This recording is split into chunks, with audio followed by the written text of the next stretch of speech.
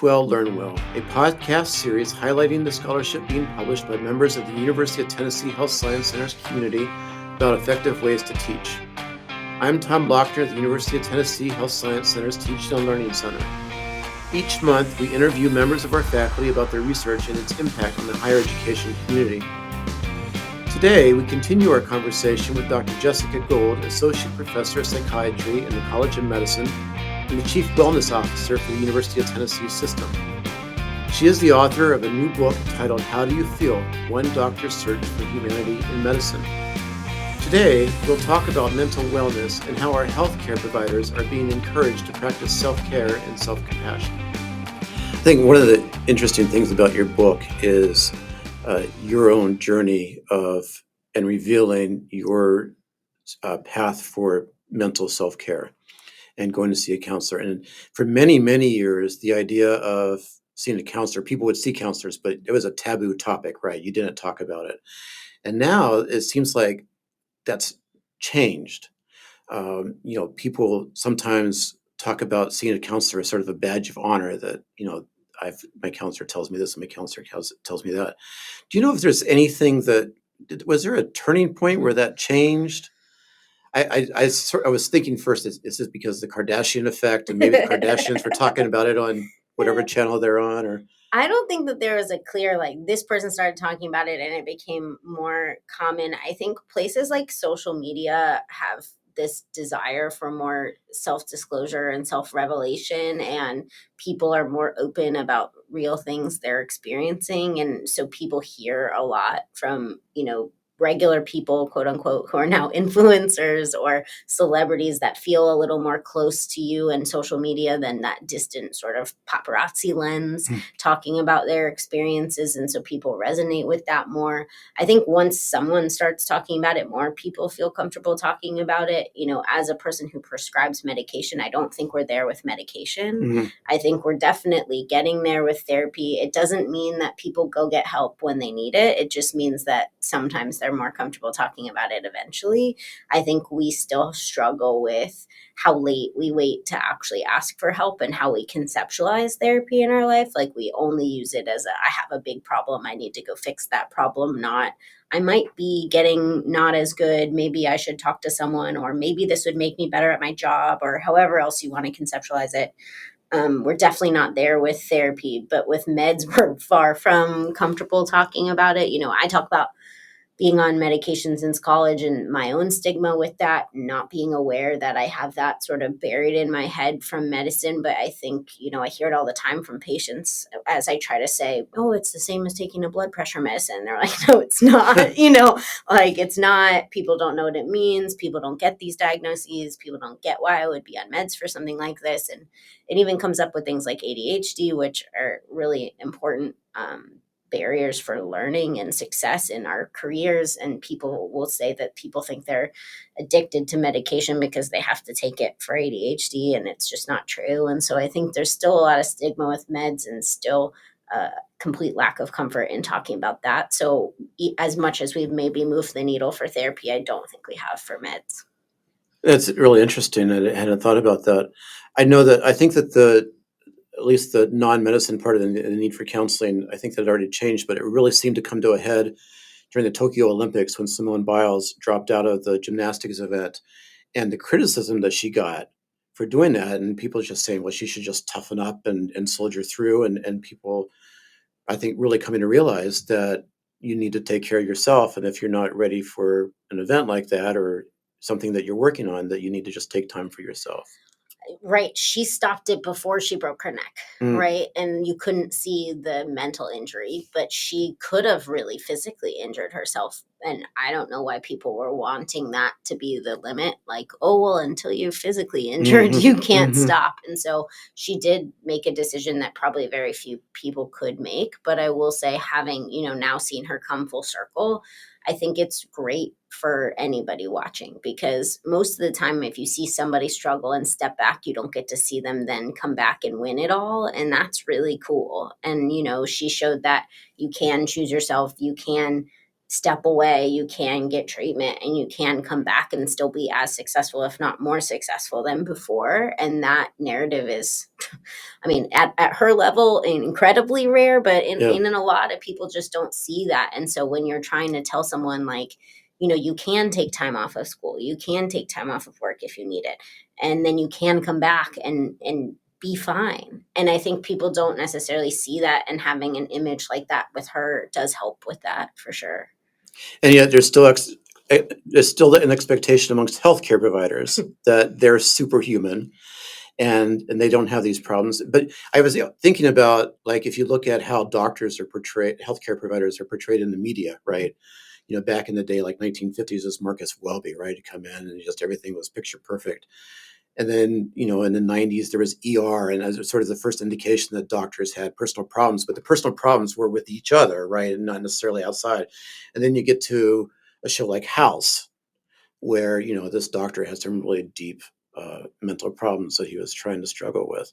And so, do you think that how doctors and healthcare professionals are portrayed in the media will also help let us lift that superhero complex off our doctors and healthcare providers? I'm a big believer in the media's role in creating narratives. So, for mental health, especially, the way that people talk about mental health, the stories people see about mental health can really help. So, if you can identify with a character because of their demographics or because of their symptoms, you might be more like, oh, that's what's going on with me, and then go get help. And so, as we've evolved in sort of movies and TV to having more mental health, the roles need to also evolve with the population, which hasn't really happened as much yet, but is a slow kind of process. I think in that context, portraying healthcare workers as part of that like narrative as we grow in mental health, as mental health becomes more normal to talk about on TV, as every character with mental illness is not described as crazy or Mm, insane or seen as a violent person or something you should be hiding, which is a regular problem in the sort of portrayals that we do see in TV and movies. As those evolve to being more like stronger portrayals, more realistic portrayals of, help seeking and getting better, having healthcare workers in that context is essential, because I think we're a group, but since we people do like to watch us on TV for some reason, it does help change the narrative for us to also be needing help and getting help, and not just like sleeping with our patients and stuff like that, which is like not helpful for mm, them to be showing as like our human mm, side is just through that, which yeah. tends to be the psychiatrist is always doing stuff like that. And we have a lot of boundaries that would make that not possible. So I think, our story should grow with the mental health narrative in the country, and we should be part of that conversation. And I think it does help to see it, because you say, well, okay, well, there was that doctor who was struggling on TV. I wonder if my doctor Mm, maybe is struggling with mm. some of that stuff. And Grey's has had some episodes about the challenges balancing things like sleep and loss and what that does for people. And one of the doctors on Grey's got COVID. And I Mm. think they've been trying to do some of that. And it does help show our humanity that way. So our little story, we had a neighbor in Indiana who was a landscaper. And he was apparently really good at landscaping and very, very highly sought after. But his yard was the worst I'd seen in many, many neighborhoods. And I go downstairs and I see the Chick-fil-A line that heads out the doors. And I'm wondering if healthcare providers are better at taking care of others than they are of taking care of themselves. For sure. I mean, for sure.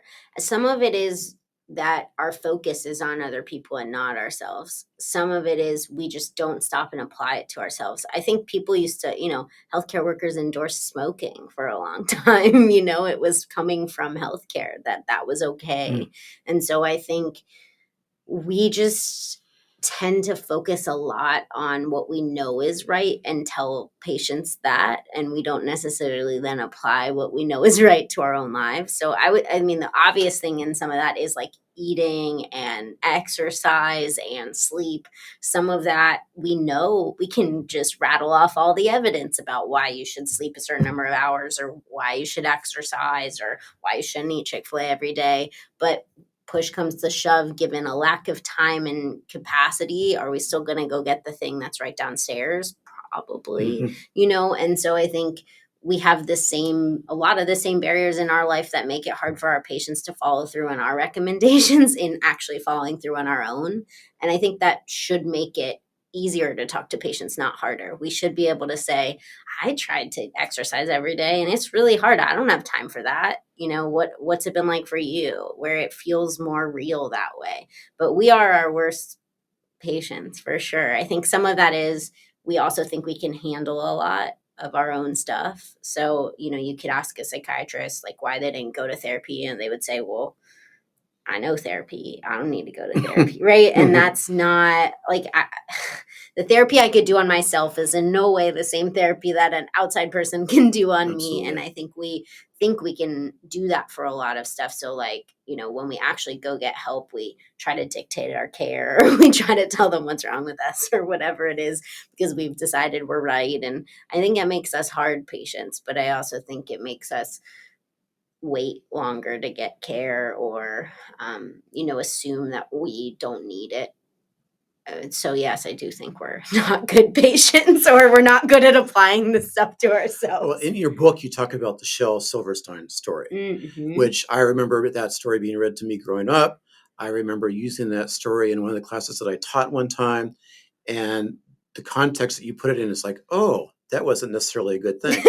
So I wonder if you might, for those listeners who don't know that story, I wonder if you could tell the story and then also share your perspective on what's problematic about that story. Sure. And if I get something wrong with the actual gist of the story, please correct me. But so there's a boy and a tree basically, and they grow up together. And as the boy kind of gets older, he starts to use the tree for different things, and the tree always says yes. Like he needs food and the tree gives him apples. He wants to play on and swing, and he has the branches, and you can see all of the ways that the tree just keeps saying yes until like he needs a house or something at the end, and he's just a stump basically, but still saying yes, right? Like the tree is always there. They call it the giving tree, right? Giving to the boy and helping the boy and making sure that his life is fulfilled. And I never really, when you hear that, it's about like selflessness is kind of how that story is taught to kids, like, giving and not expecting anything in return, and being supporting somebody unconditionally. And I think inherently that's true, but there is a limit to selflessness. I think that we don't talk about, and certainly not talked about with the book. And I thought about a lot around the pandemic, especially, which is like, do I want to be a stump? Like, is that my goal, to give everything and so all I have left is a stump? Or do I need to stop and take care of myself at some point too, and maybe have a little left over before I gave it all to the other person? And so that's not part of the normal narrative of that book. It's not to diss the book, because I do think like that kind of concept is still important. But I do think in reflecting on it with my life and the life of the patients I see, like we do need to have boundaries and be able to say no sometimes. And we do need to put ourselves first sometimes, even when other people need things. And that doesn't make us selfish or less of a good person or less of a good doctor or nurse or whatever other noun you want to put in there. It's just important. You had talked about in your book a resident, I think his name was Lucas, and his struggles in his residency. And one of the things he talks about is the irony of somebody coming and talking to his cohort about resilience, and sort of the hidden message that if you have sort of the Simone Biles thing again, right? You might be struggling, you might be having problems, you might not be getting any sleep, but you just need to soldier through. And I'm wondering, is that kind of culture going to be hard to break? I mean, you hear about, I think there are laws now about how many hours residents can go, but still there's this expectation amongst the people that they report to that I did it when I was a resident, so you should be able to do it now. Is it so ingrained in the culture now that that's going to be hard to, the resilience is just really hard to break and see through? I think it is really ingrained in the culture, but I think it's a necessary break. And I think that Gen Z and Gen Alpha are going to force it. So, as Mm, much as we might be coming from this sort of hierarchical generation where the people above us say this is how it's always been, and so we say this is how it's always been, so I guess I should be like it's always been, there's a degree of like, I mean, some people would say they just don't care, but I think that they have a different priority set in the upcoming generation where they kind of say, why is it that way? It mm, shouldn't be that way. Let's change that tomorrow. Hard to change something tomorrow, which I think can lead to a lot of frustration between people of different generations in supervisor, supervisee, attending resident, that kind of connection. But is probably going to change things faster than maybe would have been changed otherwise, because I don't know that I would go into a field like with the way that they view life and the way they value work life balance. I don't know how medicine measures up. It doesn't feel like it does. mm. So I think to evolve with the times and the beliefs about wellness and the beliefs about mental health in the workplace, it has to change. And so we might not be ready for it, but it might be kind of thrust upon us as a thing. I also think it's just the right thing to do in a lot of ways. I think some of it, is still going to be a product of like ingrained things like how many residents you can have and lack of redundancy and some of the ways that scheduling and things like that are set up, which are always going to be hard, I think, until we find a better system for some of that stuff. But the way we treat each other, the way that we treat people that are younger than us and coming and training, that needs to change and should have changed a long time ago, and we shouldn't have been putting up with it for so long. That's just how it is here, I guess, because it's not right. And in any other like institution it would be called bullying, or Mm. we would use words that would scare it out of the system. We wouldn't call it that's just the way it is. We would call it bad because it's unhealthy.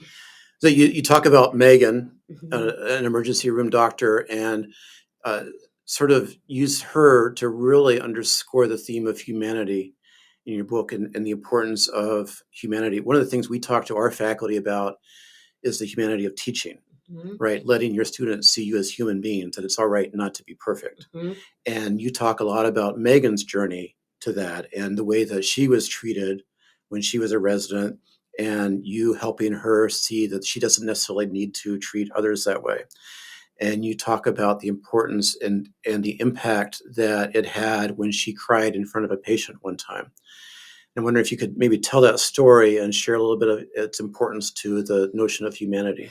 Yeah, I mean, I think that what you're talking about in so many ways is this like hidden curriculum idea around either emotions or the way that we should be as clinicians, which is often stoic. And I think that's what's modeled, that's what we're told, that's what's reinforced. We have a code, no one reacts, they go to lunch, and you're supposed to go to lunch and no one talks about it, and that's normal, right? And so I think what you start to absorb is I'm not supposed to have reactions to this, or a good doctor doesn't have reaction to this, or a good nurse, or whatever. And so, in someone like Megan, having a patient point out that her crying was the most impactful thing of her day, which is what happened, really took her back, because you don't even realize, like, she probably, and she did in that moment, felt like she did something wrong. Like, I'm not supposed to cry. This isn't what we do. I don't know anybody who does cry in medicine, et cetera, et cetera. And having a patient be like, no, but that's what I liked about you. Mhm. And that's the thing that made you special. It kind of blew up this whole notion of what we were supposed to be and what is actually appreciated, because I do think they're in direct contrast often.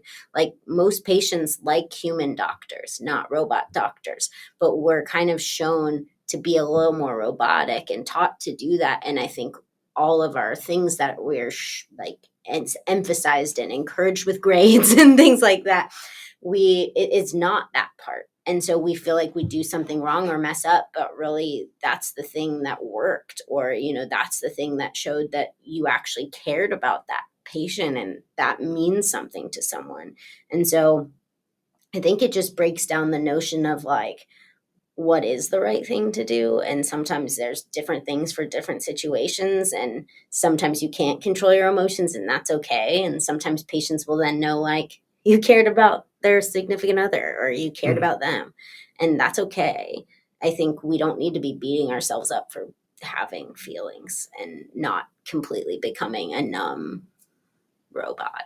One of the things that I've heard as a reason for creating that barrier is the cost may be personal of getting too close to your patients, and then when something happens to your patient, like they pass away, unfortunately, that it becomes harder for you because you don't have that emotional distance with them. Yeah, I mean, there's a concept called depersonalization, which is some of that, which is like distancing yourself from sort of like the humanity of the person, and like they're just a patient you take care of, and that's more of like an object than a human. And we can do that pretty well because we're taught to. And I think at an extreme, this is a symptom of burnout, but really, the purpose of it is to protect us from really secondary trauma, like being repeatedly exposed to hard things that they're telling us, and actually taking that all in physically and mentally, and or like getting really attached and they pass away. But I think probably most people would tell you that even if they distance themselves, they do feel sad when their patients pass away. And then I think we're in a situation where grief is complicated in medicine, and Mm. who are you allowed to grieve? They're not your patient. There's a lot of conversation, or they're not your family member. There's a lot of conversation around, can you go to a funeral? Is that acceptable? Mm. Is that not okay? And I think we're part of the sort of ecosystem of that person, and it affects us. And if it helps in the same way to grieve or have closure, we should be allowed to. And so I think that's all related in the same sense, like how we process grief together, and that being allowed should be. My daughter, the nurse, I've seen her struggle with that sometimes. That she says, "Well, I this is a perfect profession for me because." And even during high school, she said, "I don't like people." But when she has a patient who passes away, she calls. You can tell that she's really affected by it. Yeah. I mean, I remember like the first patient I had died by suicide, because that's the patients that I see. I It's almost viewed like it's a cancer death in Mm. psychiatry, like as some sort of expected outcome for some percentage. And I was like, no, it's not. Like, we need to talk about this out loud, and that did not feel good. And we need to not just pretend that that's okay. And it wasn't really built into supporting me in any way. And I think it made me realize like how many of these things must happen in every field on a daily basis, where people, maybe it doesn't mesh with them, and maybe the majority of people were totally fine just not talking about it, but someone like me isn't. and Hmm. and having built-in support structures is critical to getting through it, you know. As going back to COVID, I was thinking about how much things have changed because of COVID. I mean, we used to talk about it after 9/11, how much things have changed, but doesn't seem nearly as impactful as I mean, you think about. I wrote some notes here. You think about, how we interact with technology, with Zoom, and Zoom used to be, something that you didn't do. You'd rather be face to face. You talked about how you did a lot of your counseling over the computer and telehealth, even though not necessarily comfortable for us, was a good substitute. And this sort of it's stuck since then. A lot of telehealth still going on. Uh, our shopping, our dining experiences, counseling, and so all these things that allow us to do more with less contact with people. But at the same time, I've seen, because of that, it seems like people are seeking out more ways to have more direct contact with people. And again, that humanity coming in, that seems to be second nature to us, or very inherent to us. I mean, across the board, social support is like one of the best prevention things for anxiety, depression, PTSD in healthcare workers, burnout in healthcare workers. It doesn't mean you have to have a million friends. It means you have to have someone you can talk to about stuff. And I think having that is critical, and especially after the past couple of years and being isolated, or being in this place where you're interacting with people but only through a screen, which is not isolated, I guess, but still feels quite isolating as somebody who did that all day alone. And I think trying to find ways to seek out people and find community is really essential. And we probably don't prioritize it enough because I often see people go, well, I'm already doing so much. I can't do more. And then they say no to the things that maybe would have given them more energy or meaning and purpose, like mentoring, because, oh no, I can't take on someone else because I don't have capacity. But you actually like mentoring, and that feels better than that other stuff you're doing that you don't like. And so being mindful that yes, you should look at your own capacity when you're saying yes or no to stuff, but you should also know that like some of that stuff might heal you, and you should be careful just only saying no to things that like might actually be what you need. You talk a lot about self-compassion Yeah. in your book. And as you say in your writing, we all tend to be our toughest critic, and especially in health professions, which is very competitive. It seems to draw very competitive people. Mhm. And so why is self-compassion important? Everything else is hard enough. I feel like the world is complicated and you can't control it, and it's hard. You can't control the way other people react, but you can control your reactions and how you treat yourself. And we need to control that sometimes because everything else can be quite negative. And if we also are negative to ourselves, it is just kind of compounding. We also need to be forgiving of things like mistakes and try to be able to learn from them, because that mindset is a healthier mindset for all sorts of things, but it also helps us grow as leaders to be able to do things like that.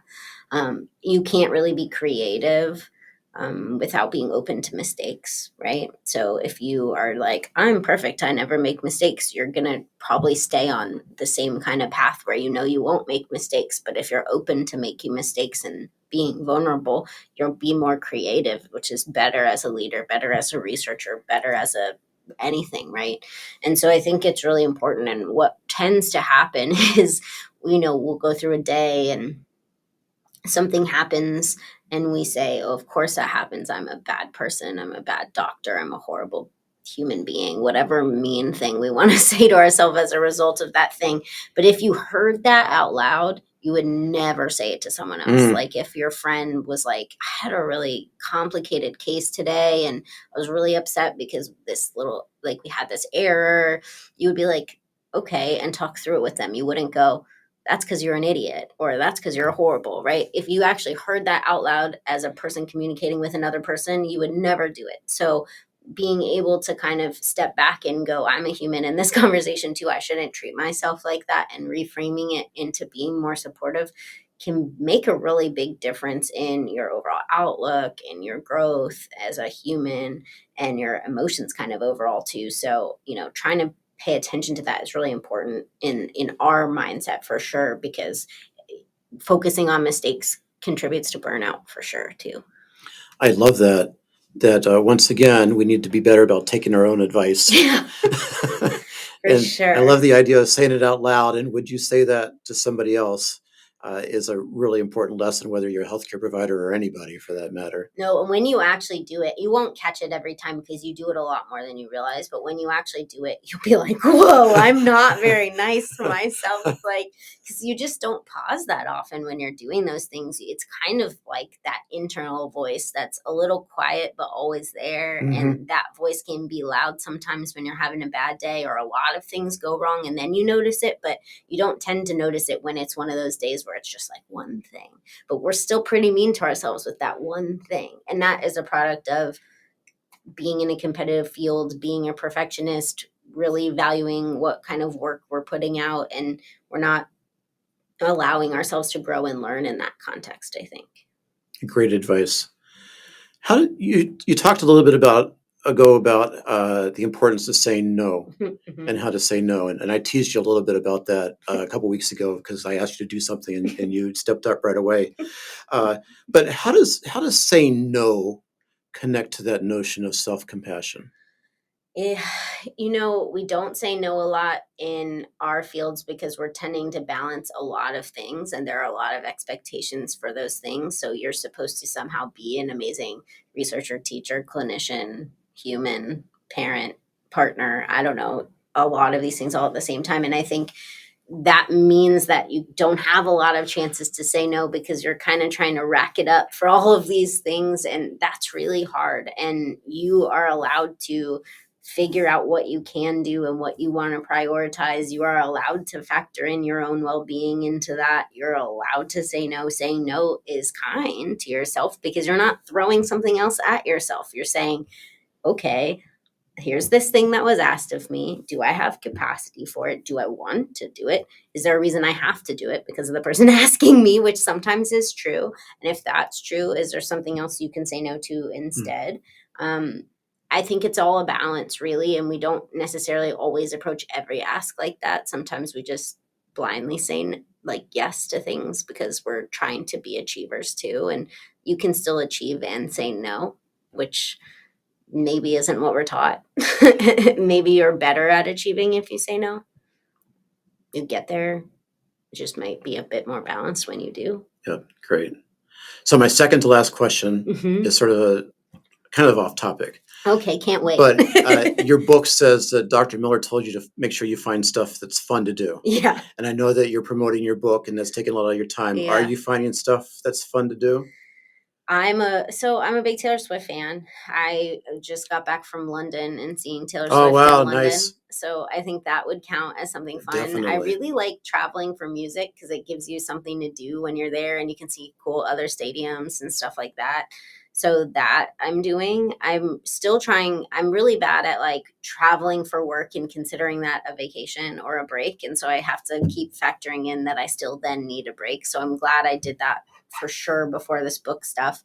Hanging out with friends and stuff like that can be really great for me too. I'm trying to make moments to appreciate and celebrate this stuff because I think it's really easy to get caught up in the whirlwind of it all and the expectations of it all and sort of the things I don't have control over it about, like is it successful? And so I'm trying to make moments in time to say like, hey, I wrote a book and that's cool. And I spent 3.5 years on it and I learned a lot about myself and I want to celebrate that too and not just go, is it successful and did it sell, which is obviously a part of it. And all of us do things because they're part of our jobs too. But there's a part of it that we forget, which is I think more about the climb than the location of like the end of it. And I'm trying to be a bit better about that as I'm going along. And so while that isn't fun, I think it's part of how I'm conceptualizing all of this, which is like to find the fun along the way and find the excitement. I really like the idea of making sure that we celebrate our successes and that we use that as a fun activity to make sure that we're doing that. So, well, was the Taylor Swift concert good? It was great. Yeah, it was always great. Yeah, Good. yeah. How many times have you seen her? Oh gosh. So I've seen her every concert tour since she opened for Keith Urban in college. Oh, wow. So I'm a long time Swiftie. Swiftie. Ah, good for you. And so that's a lot of somebody who's listening probably will go, that's 7 or 8, but I don't know exactly how many concert tours, but I've been to all of them. Right. And then this one. All right, very good. So last question. Yeah. Someone reading this book, and again, it's a fantastic book, and congratulations on that. I really enjoyed reading it both times. So for someone reading the book when they get it, what's the message that you'd like them to walk away with? Feelings are normal. You're allowed to have feelings and you're allowed to ask for help for those feelings.